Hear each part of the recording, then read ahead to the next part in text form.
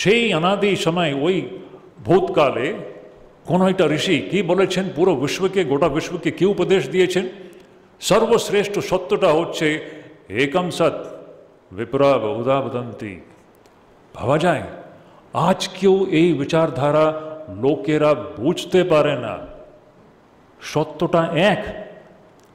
বিদ্বানরা, পণ্ডিতজন ওই একই সত্তাকে বিভিন্ন নাম নিয়ে ওর উল্লেখ করে। সত্তাটা এক, একই সত্তা, একই জিনিস। কেউ ওকে ভগবান বলবে, কেউ ওকে গড বলবে। শ্রীরামকৃষ্ণ কি সুন্দর করে বলছেন, একই জল, ও জলকে আমরা জল বলবো, অন্য কেউ পানি বলবে, অন্য কেউ ওয়াটার বলবে, না কি বলবে। সত্তাটা এক। এই উপদেশটা কোন কালে দেওয়া হয়েছিল আমাদের ঋষিরা? আশ্চর্য কি হচ্ছে, আজ পর্যন্ত আজ কেউ পুরো গোটা বিশ্বতে এই সিম্পল, এই এত সাধারণ সহজ একটা সত্যটা আমরা বুঝতে পারছি না। সেই জন্য তো পুরো বিশ্বের এত অশান্তি আছে।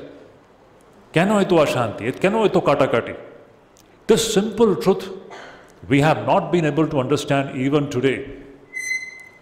At the same time, পুরো বিশ্বের মধ্যে যদি কোনো একটা সোসাইটি, একটা রাষ্ট্র যেখানে এই চিন্তাধারা অনুষ্ঠিত হয়েছে, সেটা হচ্ছে ভারতবর্ষ।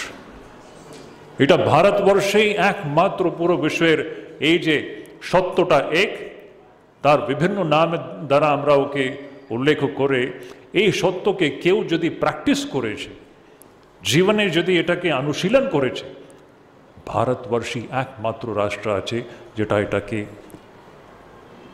প্র্যাকটিস করেছে। অন্য কোথাও এটা হয়নি। এটাই স্বামীজি দেখুন, ফার্স্ট ওনার যে 1893 লেকচারটা আপনি একটু পড়ে দেখুন, কি বলছেন 11 সেপ্টেম্বর 1893 লেকচার।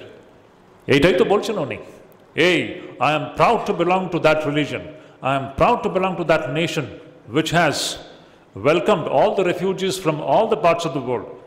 বারে বারে উনি বলছেন, I thank you in the name of the most ancient order of monks in the world, I thank you in the name of mother of religions, I thank you in the name of millions and millions of Hindus of all sects and classes. কি স্বামীজির মধ্যে নিজের ধর্মের প্রতি কি ওনার গর্বের ভাব, এইটাই হচ্ছে ভারতবর্ষের আজ আমাদের দরকার।